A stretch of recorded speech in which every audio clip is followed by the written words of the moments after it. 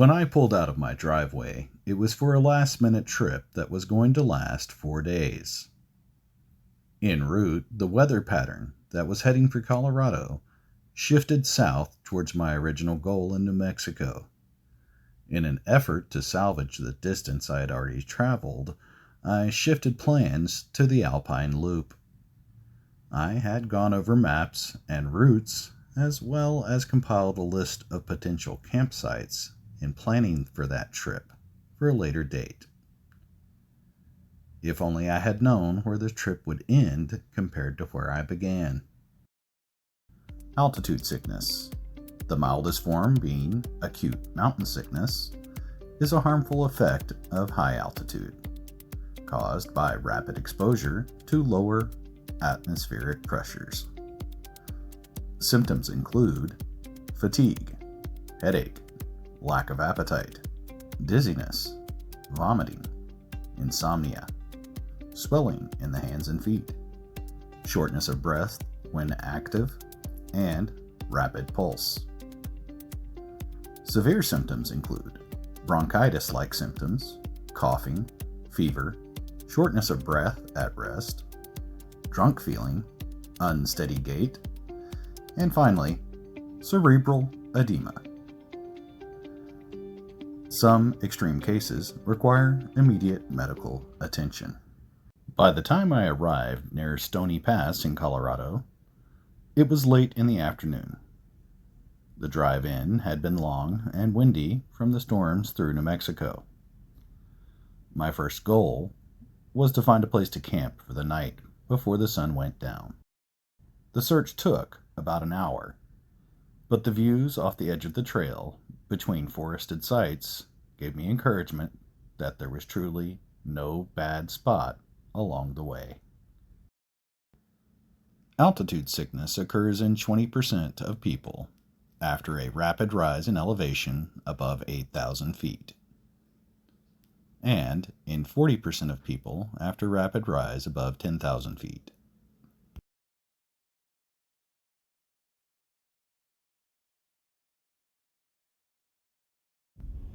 These drone shots were from the last few minutes before exhaustion began to set in from the long trip through the storms.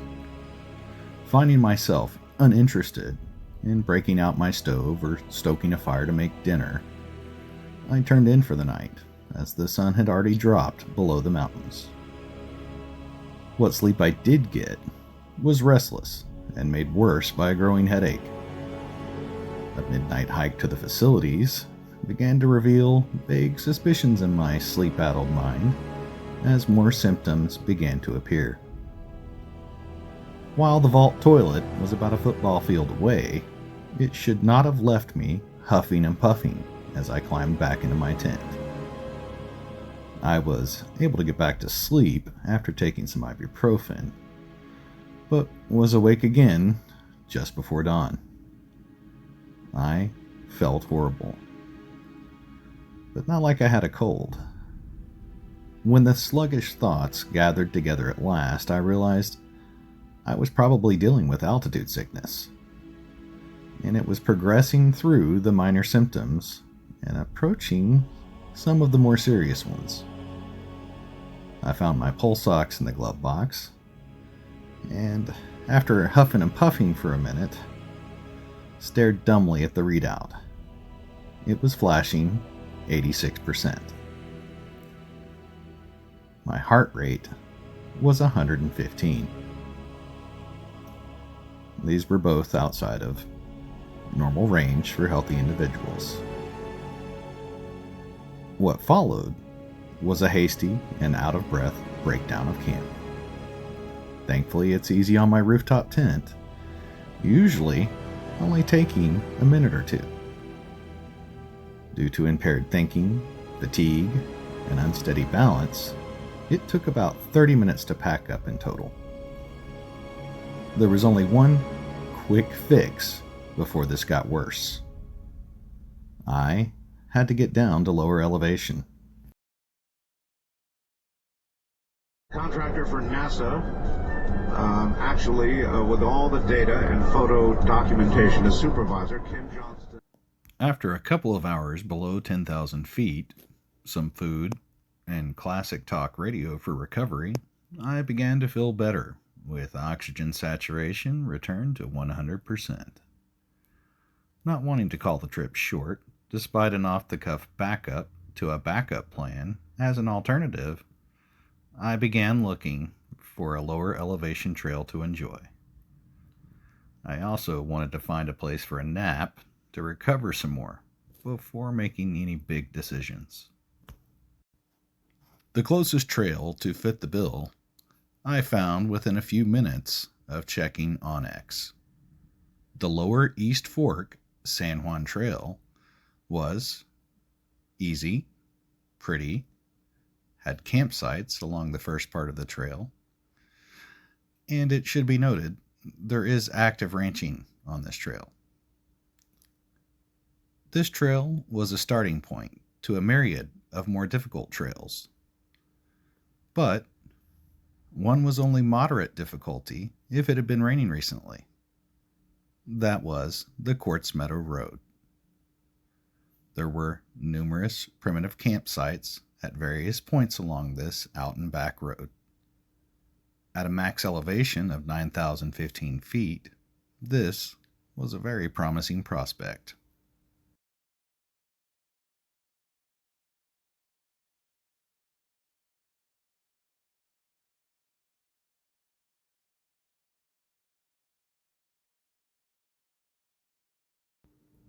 Located just northeast of Pagosa Springs, the turn was easy to spot. As you turn in, you'll see all the available destinations ahead. The East Fork campgrounds and Quartz Meadow was my focus for this trip. But now, I'd love to come back and check out Elwood Pass. The dirt road crawls around a mountainside before coming to the primitive East Fork campgrounds. There are quite a few campsites to choose from, as well as space for RVs and trailers. I don't think that I saw any utility hookups for them there.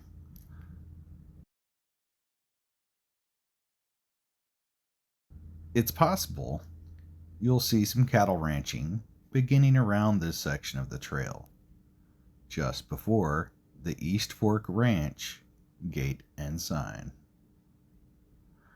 What I found on the other side of the gate began to slowly melt away the last of the hangover feeling, and replaced it with awe.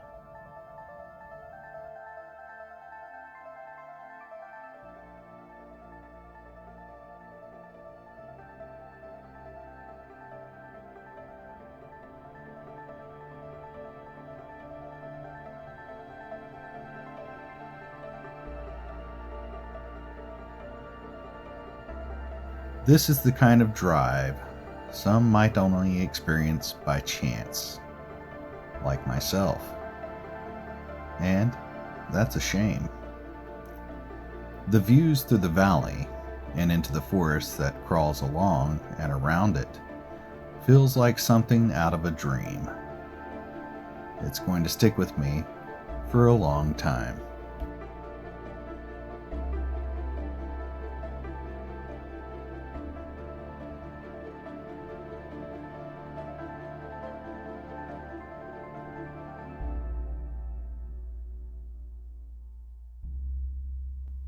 The 12 miles of the trail leading to Quartz Meadow feel more like 20 with the scenery to take in. But you'll know you're nearing its end when sections of wet trail pop up and your first water crossing presents itself.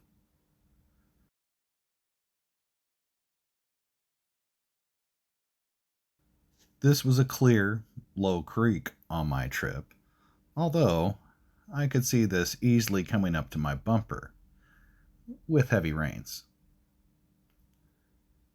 You'll see the brown information sign where you turn right to begin the Quartz Meadow Road. There's a warning at the bottom that will make you smile. Four-wheel drive vehicle recommended. You're quickly introduced to what large portions of this trail can be like. Muddy, with periodic water crossings. Again, with heavy rain, this trail could become moderate to higher in difficulty. Near each of the water crossings, there seems to be primitive campsites. Most were easily identified on closer inspection by picnic tables in the trees. One of these spots would be my end goal. Who doesn't want to sleep next to a bubbling creek? The climb up the mountains was easy on the thick gravel road. Not smooth, but four-wheel drive wasn't really necessary. Traffic on this trail, from people to wildlife, is understandable.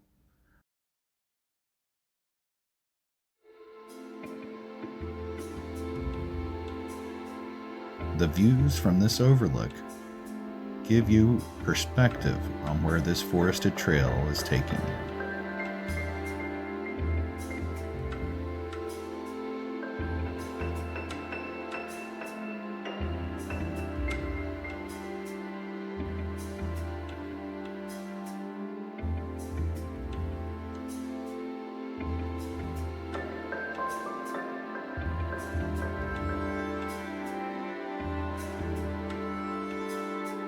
Still shadowing the river from the Lower East Fork Trail, this trail leads across the mountains over to the next valley.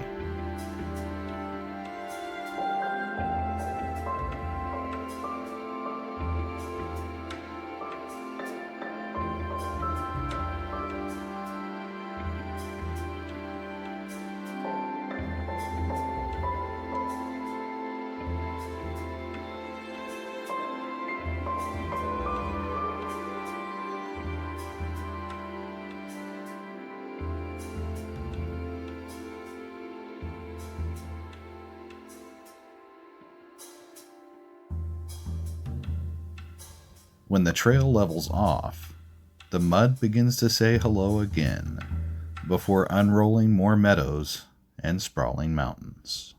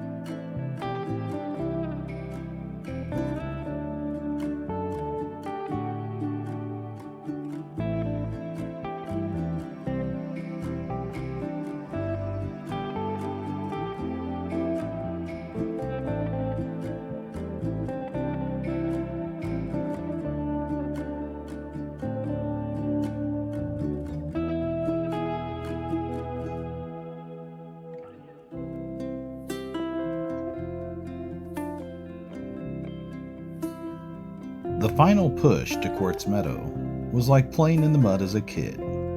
Easy, messy, and fun. For me on this day, the Quartz Meadow reveal was a flat field with a small cul-de-sac. Look, I don't regret the trip here. And for those that camp on the ground, this would be a great spot to spend the night. But for me, this was midday, and the spot I had in mind was a few mud holes away back down the trail.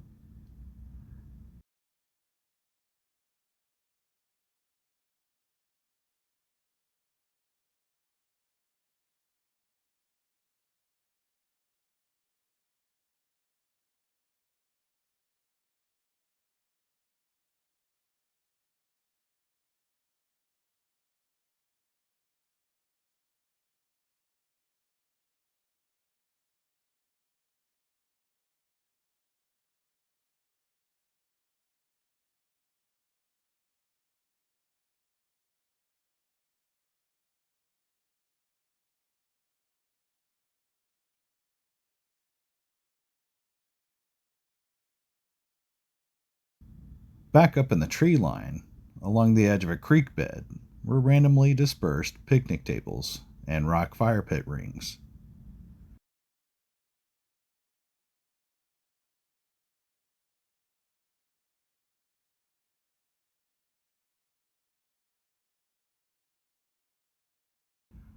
This was the spot. I climbed up into my tent and napped to the murmuring of the creek.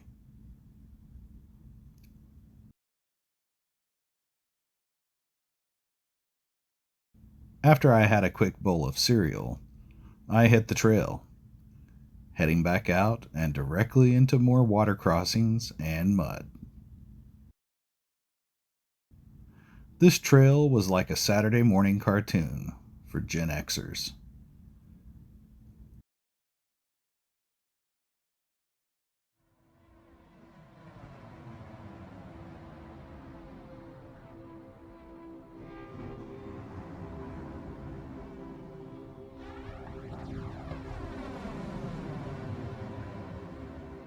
If I'm going to do easy trails, my must-haves are views and fun. These two trails checked both of those boxes. They went above and beyond for me on this day, and left me better than when I arrived. I highly recommend these trails as a lower altitude refuge if you're in need and in the area. Also, if you just miss playing in the mud, these are your trails.